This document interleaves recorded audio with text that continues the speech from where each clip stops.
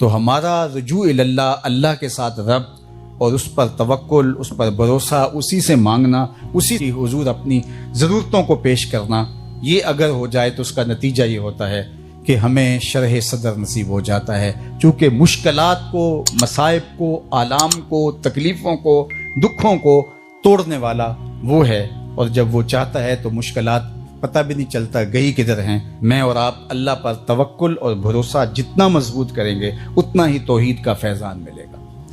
آج بحیثیت مجموعی ہمارا توکل بہت کمزور ہو گیا ہوا ہے، اور اللہ تعالیٰ جل شانہ سے تو بلکہ آج کل مانگنے کا ہمارا انداز بھی بہت کمزور ہو گیا ہے۔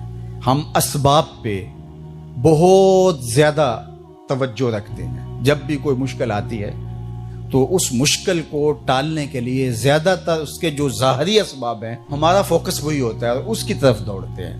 ہمارے دین نے انہیں ظاہری اسباب کو اختیار کرنے سے منع نہیں کیا، لیکن جب کوئی مشکل ہو، جب کوئی مصیبت ہو تو ان مصیبتوں کو ٹالنے والا، ان مصائب کو ختم کرنے والا، ان تکلیفوں سے نجات دینے والا ہمارا رب ہے۔ ان مصیبتوں کو ٹالنے والا، ان مصائب کو ختم کرنے والا، ان تکلیفوں سے نجات دینے والا ہمارا رب ہے۔ ہمیں اپنی مشکلات میں، اپنی تکلیفوں میں، اپنے مصائب و آلام کے اندر اپنے رب سے رجوع کرنا چاہیے۔ اللہ کے محبوب علیہ السلام پر جب کوئی مصیبت آتی تو حضور مصلی بچھا کے نماز کے لیے کھڑے ہو جاتے، حتیٰ کہ بیماریوں میں اس سے شفا مانگے۔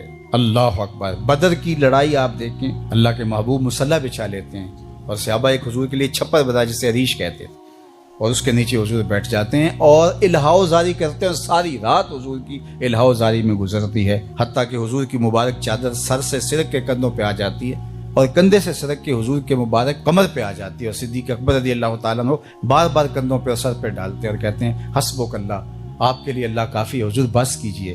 لیکن حضور بار بار اللہ کے حضور عرض گزار ہوتے ہیں، اور پھر اس کے بعد صبح جب میدان کارزار میں ہیں تو پوری قوت کے ساتھ اللہ کے محبوب کفار کے خلاف ڈٹ جاتے ہیں۔ ایک بزرگ تھے تو وہ کنویں پہ پانی بھرنے گئے تو ایک خاتون بھی مٹکے میں پانی بھر کے جانے لگی، تو تھوڑا کیچڑ تھا، وہل تھا، تو ان کی نظر پڑی تو انہوں نے کہا کہ ذرا دھیان سے پاؤں نہ پھسل جائے، تو اس خاتون نے گھڑا رکھ دیا اور اس عالم سے مخاطب ہو کے کہنے لگی کہ میں اگر پھسل جاؤں گی تو کیا ہوگا، گھڑا ٹوٹ جائے گا، 2 آنے کا بازار سے اور لے آؤں گی، لیکن حضرت اگر آپ پھسل گئے تو کچھ نہیں بچے گا۔ عالم کا پھسلنا، عالم کا پھسلنا، ایک جہان کا پھسلنا ہے۔ حضرت عمر رضی اللہ تعالیٰ عنہ نے فرمایا 3 چیزیں اسلام کی عمارت کو ڈھا دیتی۔ پہلی چیز زلت العالم، عالم کا پھسل جانا۔ جب عالم پھسلتا ہے تو معاشرہ پھسلتا ہے۔ عبداللہ بن معتز نے کہا کہ عالم کے پھسلنے کی مثال کشتی کے اندر ٹوٹ پیدا ہو جانا، انکسار پیدا ہو جانا، سوراخ ہو جانا ہے۔ چونکہ کشتی کے اندر جب سوراخ ہوتا ہے تو پھر کشتی بھی ڈوبتی ہے اور کشتی کے اوپر جو بیٹھے ہوئے ہوتے ہیں وہ بھی ڈوب جاتے ہیں۔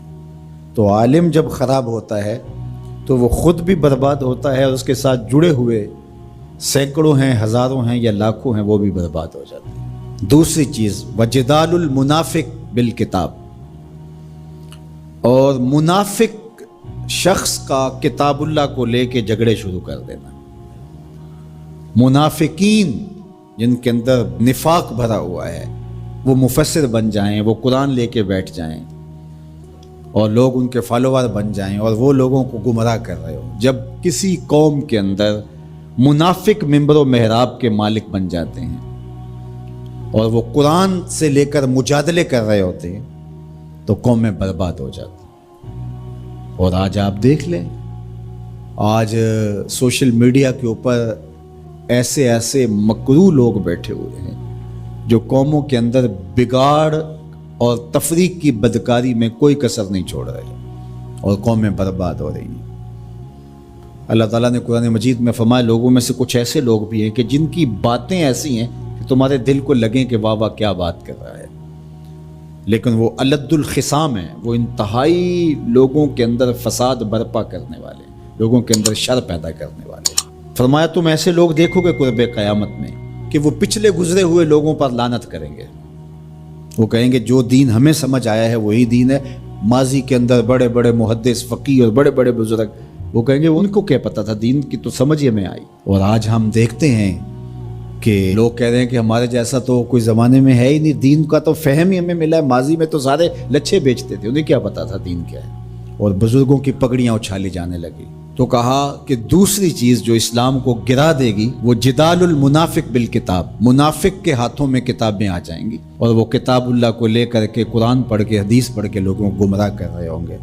تیسری چیز وہ حکم الائمۃ المدلین، ان لوگوں کے ہاتھ کے اندر اقتدار آ جائے گا، ان لوگوں کے ہاتھ کے اندر قوت نافذہ آ جائے گی جو خود بھی گمراہ ہوں گے اور لوگوں کو بھی گمراہ کریں گے۔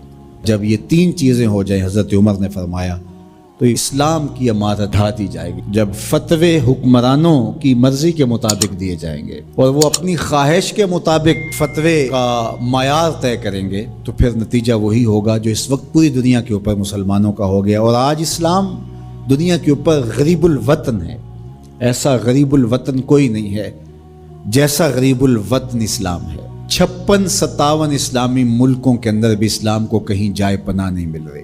اج دین نبی دا وانگ یتیماں کر کر تکے کھاوے، کتھوں لباں عمر بہادر جڑا روندے نوں گل لاوے۔